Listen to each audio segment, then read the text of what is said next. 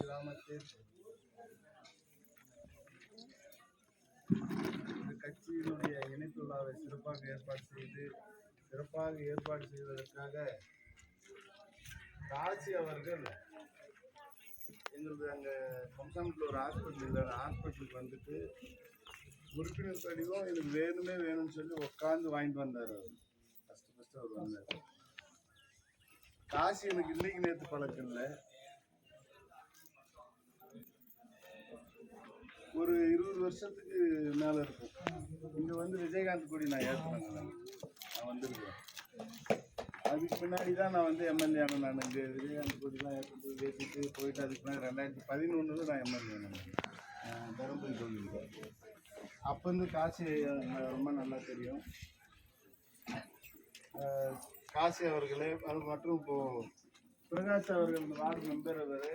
ஒரு முயற்சினால் இன்னைக்கு ஒரு மிகப்பெரிய ஒரு எழுச்சியான ஒரு கட்சி இணைப்பு விழாவும் கொடியேற்று விழாவும் ஏற்பாடு செய்த பிரகாஷ் அவர்களே, முருகன் கிளை தலைவர் அவர்களே மற்றும் இந்த மண்டலத்தினுடைய தலைவர் நோம்பரிசு அவர்களே,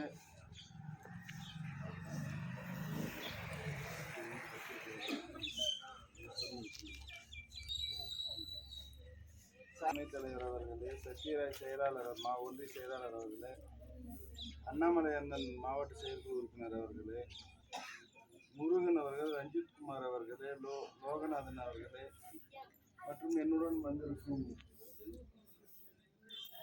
மாவட்டத்தினுடைய செயலாளர் வெள்ளையன் அவர்களே, மாநில ஓபிசனியினுடைய மாநில செயலாளர் சரவணன் அவர்களே, மாவட்டத்தினுடைய துணைத் தலைவர் முரளி அவர்களே, மாவட்டத்தினுடைய செயலாளர் குமார் அவர்களே, மாவட்டத்தினுடைய பொதுச் செயலாளர் வெங்கட்ராஜ் அவர்களே மற்றும் முன்னாடி அமர்ந்திருக்கும் பெரியவர்களே, சகோதரர் அனைவருக்கும் என்னுடைய வணக்கத்தை தெரிவித்துக் கொண்டு,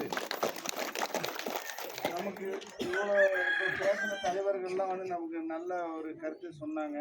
மோடி என்னென்ன செஞ்சாங்கன்றதை சொன்னாங்க விளக்கி.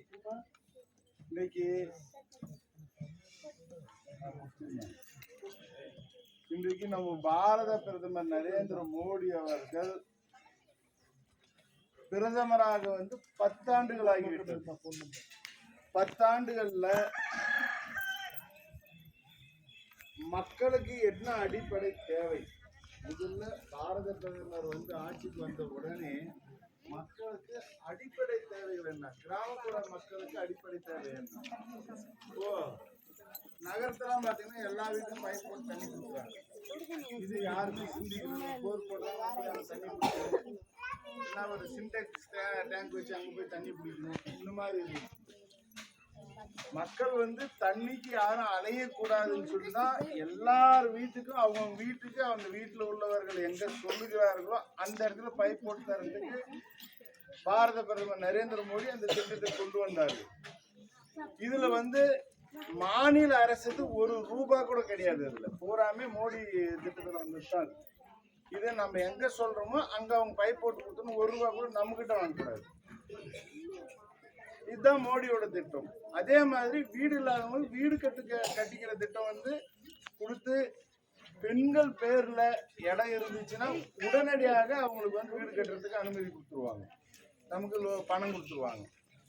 இப்போ 2,85,000 ரூபாய் கொடுக்குறாங்க. நமக்கு 10வது நான் பெருசா கட்டிக்கிறேன்னா அதுக்கும் நமக்கு வட்டி இல்லாத லோனா கொடுக்குறாங்க. அந்த லோனை நம்ம கட்டணும். இந்த 2,85,000 ரூபாய்க்கு போக மீதிக்கு வந்து லோனா நம்ம கட்டணும். வட்டி இல்லாமல் கட்டிக்கணும். வீடு நான் கொஞ்சம் பெருசா கட்டிக்கிறேன் அப்படின்னு சொல்லி மோடி அந்த வசதியும் நமக்கு ஏற்படுத்தி கொடுத்துக்கிறாங்க. இப்படி அடித்தட்டு மக்களை மேல கொண்டு வரணும் என்பதற்காக நிறைய திட்டங்கள் இது மாதிரி கிராமப்புற சாலை இந்த ரோடு வருதுனாக்கு மோடி திட்டத்தில் வருத்தம். இதுல வந்துட்டு நம்ம மேல ஒரு கால் புதன்ச்சா அந்த ரோடு மறுபடியும் போடாத விட்டுருவாங்க. அது பணம் அப்படியே இருக்கும். இப்படி இங்க இருக்கிறவரெல்லாம் பாகுபாடு பார்க்கறாங்க. இந்த கட்சி அந்த கட்சி எனக்கு ஓட்டு போட்ட உனக்கு ஓட்டு போட்டேன், நீ என்னைய பேசுன நான் உன்னைய பேச நான் செய்ய மாட்டேன். இந்த மாதிரி பாரதிய ஜனதா கட்சியில மோடி அவர்கள் கொண்டு வந்துகிற திட்டம் அத்தனை பேருக்குமே இந்த கட்சி இவர்களுக்கு அவர்களுக்கு எந்த பாகுபாடுமே இல்லை. இதுவரையில் நம்ம யாருமே தாமரைக்கு ஓட்டு போடல. ஓட்டு போட்டோமா? யாரும் போடல. இருந்தாலும் அத்தனை திட்டமும் மோடி தர்றாங்க. நம்ம மோடி கிட்ட எதனா கோரிக்கை வச்சுமா, எங்க வீட்டுக்கு பைப் போட்டு தருங்க, வீடு கட்டி கொடுங்க, ஏதாச்சும் கோரிக்கை வச்சுமா? வைக்கல. ஆனா மோடி அதை செஞ்சிட்டு இருக்கிறாரு. நம்ம கேட்கல, ஓட்டு போடல, நம்ம எந்த கோரிக்கையும் வைக்கல, அது செய்யறாரு. விவசாயிகள் என்னைக்குன்னா மோடி எங்களுக்கு வருஷத்துக்கு 6,000 ரூபாய் எங்களுக்கு ஊக்கத்தொகை கொடுன்னு நம்ம கேட்டோமா? எந்த விவசாயியும் கேட்கல. இருந்தாலும் விவசாயிகள் விவசாயம் செய்யும் பொழுது ஒரு ரூபா கூட அவங்க நஷ்டம் அடைய கூடாது என்பதற்காக நிறைய திட்டங்கள். இப்போ ஒரு நெல் பயிர் நடுறோம், அதை இன்சூரன்ஸ் பண்ணிட்டோம்னா இப்போ மழை சேதாரம் ஆயிடுச்சு, நம்ம இன்சூரன்ஸ்ல கிளைம் பண்ணி கொடுத்துருவாங்க. ஒரு பக்கம் தண்ணி இல்லை, தண்ணி இல்லாம பாதி காஞ்சி போச்சு, அந்த பாதிக்கு நமக்கு கிளைம் பண்ணி கொடுத்துருவாங்க. எவ்வளவு விலையிலையோ சாவியா போகுதோ இல்லை, அது எட்டுன்னு கலசல் போட்டு எதுனா டேமேஜ் ஆயிடுச்சு, அப்பயும் கிளைம் பண்ணி நம்ம வீடு கொண்டு சேர்க்கிற வரலையும் அதுக்கு பாதுகாப்பு இருக்குது. ஒரு நெல் நெட்டு அதை அறுத்து வீட்டு சேர்ற வரலையும் அதுக்கு பாதுகாப்பு இருக்குது. நம்ம என்ன ஏக்கருக்கு ஒரு 1000 ரூபாய் 1200 ரூபாய் அது மாதிரி தான் நம்ம இன்சூரன்ஸ் கட்ட போறோம். அந்த நெல் நம்ம எடுத்து இப்போ கலசல் போடுறோம், அங்கே ஏதோ ஒன்று டேமேஜ் ஆகி போச்சு, அது இன்சூரன்ஸ் கிளைம் பண்ணி கொடுத்துருவாங்க மோடி திட்டத்தில். இப்படி விவசாயிகளுக்கு நிறைய திட்டங்கள் வந்துட்டு. இப்போ சொட்டு நீர் முழுசாவே மானியத்திலே கொடுக்குறாங்க. சொட்டு நீர் தான் போட்டோம்னா, சொட்டு நீர் போட்டோம் முழுசும் மானியமே. இப்படி நம்ம விவசாய ஆஃபீஸுக்கு போயிட்டு நம்ம விவசாயிகளை தெரிஞ்சுக்கிட்டு மோடி திட்டத்தில் என்னென்ன வருதுன்றதை நம்ம எல்லாருமே பயன்பெறணும். அதை நம்ம விட்டுறக்கூடாது. வேற அனைத்து வீட்டுக்கும் பாத்ரூம் கட்டி கொடுத்தாங்க. ஓரளவு கட்டி கொடுத்தாங்களா? ஓரளவுக்கு நல்லா கட்டி கொடுத்துருக்காங்க. எல்லாருமே கட்டி கொடுத்துருக்காங்க. வீடு இல்லைன்னு சொல்லிட்டு வீடு பெண்கள் பேர்ல வீடு இருந்துச்சுன்னா, இடம் இருந்துச்சுன்னா உடனே நீங்க அப்ளிகேஷன் பண்ணீங்கன்னா உடனே வீடு வந்துடும். வீடு கட்டுறதுக்கு பணம் வந்துடும் உங்க அக்கௌண்ட்ல.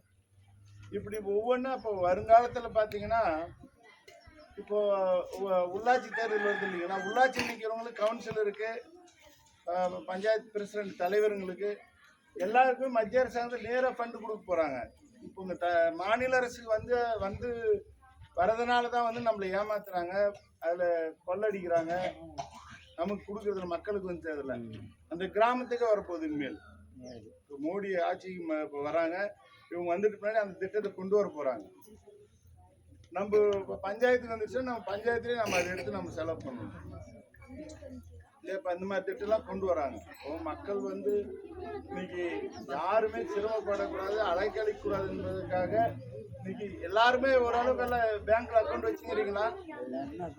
எல்லாருமே இருக்குது இல்ல? அதே மாதிரி செல்லு வச்சுக்கிறீங்களா? செல்லுல டிரான்சாக்சன் பண்ணிக்கிறீங்களா? காசு போடுறது எடுக்கிறதெல்லாம்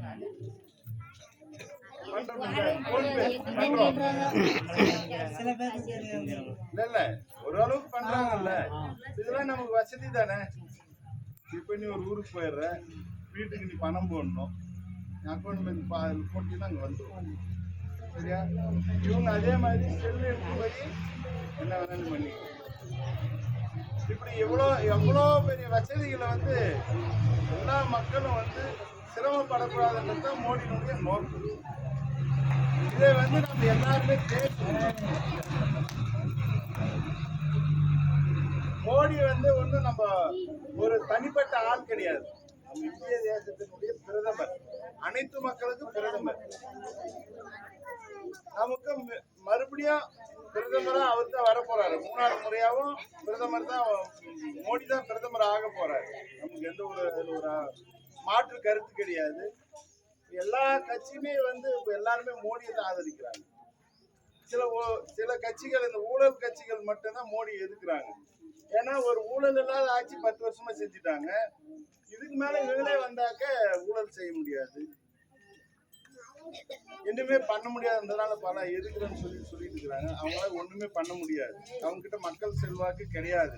இன்னைக்கு மக்கள் அனைவரும் எந்த கட்சியில் இருந்தாலும் தாய்மார்களும் பெரியோர்களும் சகோதர சகோதரிகளும் இளைஞர்கள் எல்லாமே வந்து மோடியை தான் ஆதரிக்கிறதுக்கு இப்ப எல்லாருமே தயாராயிட்டாங்க. அதனால வந்து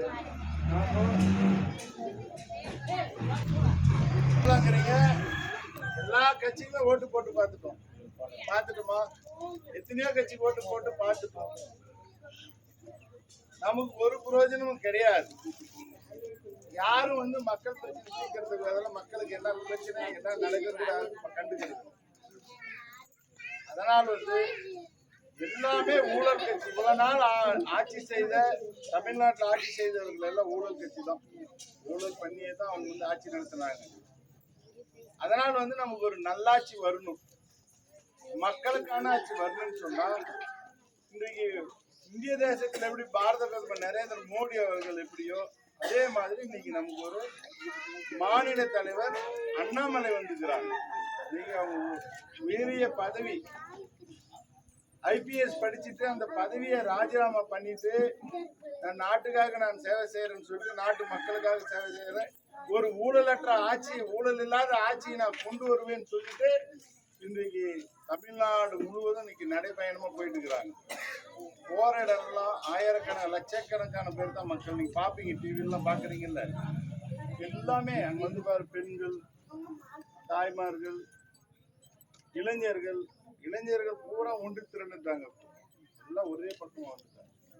ஏன்னாக்க இன்னைக்கு ஒரு நல்லாட்சி வந்தால் மட்டும்தான் தமிழ்நாட்டை காப்பாற்ற முடியும், இல்லைன்னா முடியாது. ஊழல் ஆட்சி வச்சு நம்ம ஒண்ணுமே பண்ண முடியாது. ஊழல் ஊழல் ஊழல் எங்க பார்த்தாலும் ஊழல், எதுவுமே மக்களுக்கு பிரயோஜனம் இல்லை. இப்ப மெட்ராஸில் மழை வந்துச்சு, மக்கள் எல்லாம் அவதிப்பட்டாங்க, ஒண்ணுமே அவங்க பண்ணல. அது முதல்ல இறங்கி வேலை பார்த்தது வந்து நம்ம பிஜேபி தான் இறங்கி முதல்ல எல்லா மக்களையும் போய் பார்த்து அவங்களுக்கு உணவு வேணுமா, சாப்பாடு வேணுமா, துணிமணி வேணுமா, என்ன வேணுமோ அவங்க அந்த வசதியெல்லாம் செஞ்சு கொடுத்தாங்க. அதுக்கு பிறகு தான் இவங்க வராங்க ஆளுங்கட்சி ஒருத்தர் MLA MP மந்திரின்னு சொல்லிட்டு. அதே மாதிரி இந்த பக்கம் பார்த்தீங்கன்னா தென்னாடு பக்கம் பார்த்தீங்கன்னா 4 மாவட்டத்தில் அந்த பிரச்சனை, தூத்துக்குடி, கன்னியாகுமரி, இதெல்லாம் அதுக்கும் முதல்ல பிஜேபி தான் போய் அவங்களெல்லாம் காப்பாற்ற முடிஞ்சு. 2வது மோடி அவர்கள் அங்கிருந்து ஹெலிகாப்டர் ராணுவ வீரர்கள் அனுப்பிச்சு தண்ணியில் இருக்கிறவங்களாம் வெளியே வர முடியாதவங்க அந்த ஹெலிகாப்டர் மூலமா எடுத்துட்டு வந்தாங்க, கூப்பிட்டு வந்தாங்க. இப்படியே முதல்ல ஒரு பிரச்சனை வந்து நிற்கிறது இப்போ பிஜேபி தான். இன்னைக்கு முன்ன காலத்தெல்லாம் பிஜேபி ஆட்கள் கம்மியாக இருந்தாங்க, போக முடியாது வர முடியாது எல்லாம் பண்ணிட்டு இருந்தாங்க, பார்க்க முடியாதுன்னு. ஆனால் இன்றைக்கு சூழ்நிலைக்கு இளைஞர்கள் எல்லாம் ஒன்று திரண்டு விட்டார்கள். நாம் வந்து இந்த ஊழல் செய்கின்ற கட்சிகளை நம்ம எல்லாருமே புறக்கணிக்கணும். ஊழல் செய்கிற கட்சியை நம்ம இனிமேல் தமிழ்நாட்டில் இருக்கக்கூடாது, நம்ம எல்லாருமே முடிவு பண்ணணும். நமக்காக ஒரு உழைக்கின்ற ஒரு கட்சி எதுனா பாரதிய ஜனதா கட்சி, அது தாமரை சின்னம் தான். இன்னைக்கு அண்ணாமலை காட்டுகின்ற வழியில் நாங்கள் எல்லாம் சென்று கொண்டு இருக்கிறோம். அண்ணாமலை வந்து இன்னைக்கு தமிழ்நாட்டினுடைய வளர்ச்சிக்காகவும் இந்த ஊழல் இல்லாத ஒரு ஆட்சியை கொண்டு வரணுன்றதுக்காகவும் இந்த ஊழல் செய்பவர்களுடைய பட்டியலை யூடியூப்ல செய்தியிலும் போட்டு கொடுத்துட்டே இருக்கிறாங்க. தினமும் பார்த்தீங்கன்னா அந்த ஊழல் செய்யறவங்களுக்கு பட்டியல் கொடுத்துட்டே இருக்கிறாங்க, எந்தெந்த அமைச்சர் என்னென்ன செய்யறாங்கன்னு. அவங்களுடைய உண்மை நிலையை புரிய வைப்பது மாநில தலைவர் அண்ணாமலை மட்டும்தான். இன்னைக்கு வந்து எல்லா மக்களுமே வந்து இன்னைக்கு அண்ணாமலை என்ன சொல்லுகிறார் என்று நம்ம எல்லாருமே யூடியூப்லையும் டிவிலையும் நம்ம பார்த்துட்டு இருக்கிறோம். அவர் சொல்லுவது, அவர் உண்மை நிலையை சொல்லக்கூடிய ஒரே ஒரு தலைவர் அண்ணாமலை மட்டும்தான். இன்னைக்கு நம் தமிழ்நாட்டில் இருக்கின்ற எந்த கட்சியாக இருந்தாலும் யாரும் இதுவரையும் உண்மை சொல்லலை. ஆனால் இந்த உண்மையை சொல்லி இவர்கள் இந்த தப்பை செய்கிறார்கள், இந்த தவறு செய்கிறாங்க, ஊழல் செய்கிறாங்கன்னு ஒரு உண்மை நிலையை மக்களுக்கு புரிய வச்சது அண்ணாமலை தான். அவர் அந்த தலைவர் வந்து இப்போ நாங்கள் கட்சிக்காரர் நாங்கள் எல்லாம் எப்போ வேணாலும் எங்கே கூட்டம் நடந்தாலும் போய் அண்ணாமலை பார்த்துருவோம். உங்க மாதிரி இருக்கிற சகோதர சகோதரி தாய்மார்களை பார்க்கறதுக்கு இங்க பெண்ணாகரத்துக்கு வராரு அண்ணாமலை. வந்து பெண்ணாகரம் வராங்க 10ஆம் தேதி. நீங்க எல்லோருமே வந்து அவரை நீங்க சந்திக்கணும். உங்களுக்கு கட்டாயம் அவர் சந்திப்பார், உங்ககிட்ட பேசுவார் அவரு. நீங்க வந்து ஒரு பக்கம் ஒரு பகுதியில் நின்னீங்கன்னா அங்க வந்து அவரே பேசுவாரு. கட்சிக்காரை சந்திக்கிறதுக்கு வரதில்லை அவரு, பொதுமக்களை சந்திக்கிறது தான் வராங்க. இந்த மாதிரி தாய்மார்களை சந்திக்கிறதுக்கு வராங்க. எல்லாருமே வந்து அன்னைக்கு 10ஆம் தேதி எங்க பெண்ணாகரம் வந்துட்டீங்கன்னா உங்களை வந்து கட்டாயம் அண்ணாமலை சந்திப்பாரு. நீங்க சந்திச்சீங்கன்னா உங்க இந்த பகுதியில உங்களுக்கு ஏதாச்சும் மனு கொடுக்குன்னா அந்த மனு கொடுங்க, உடனே அவர் பார்ப்பாரு. பார்த்து என்ன பண்ண முடியுமோ அதை பண்ணி கொடுப்பாங்க.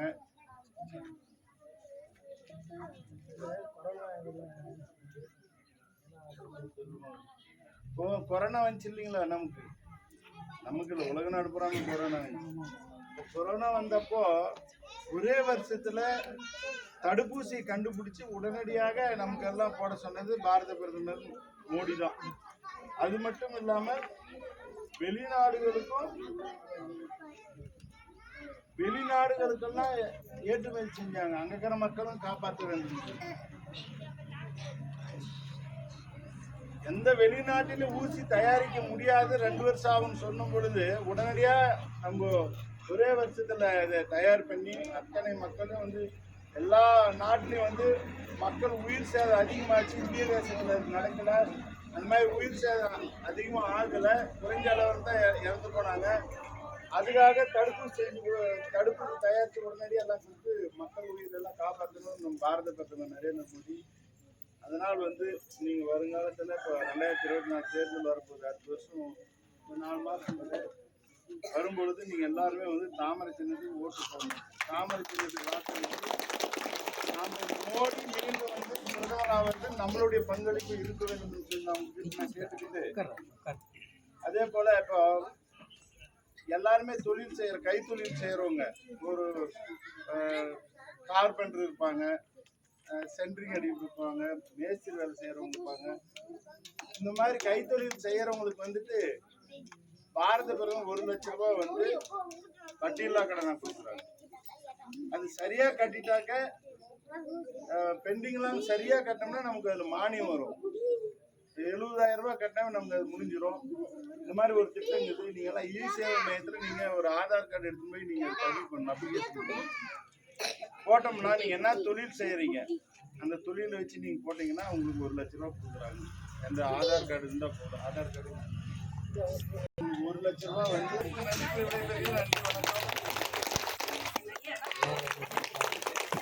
வணக்கம்.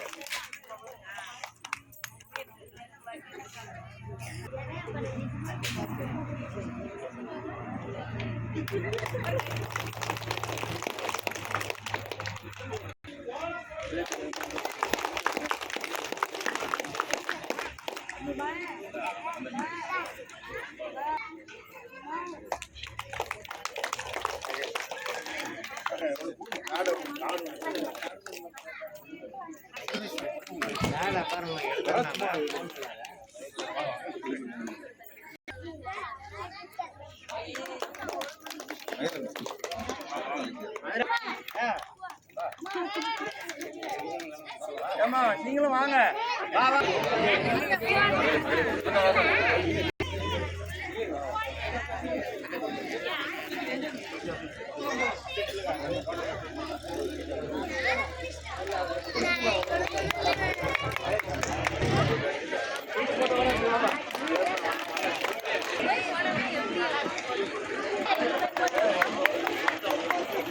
Hey!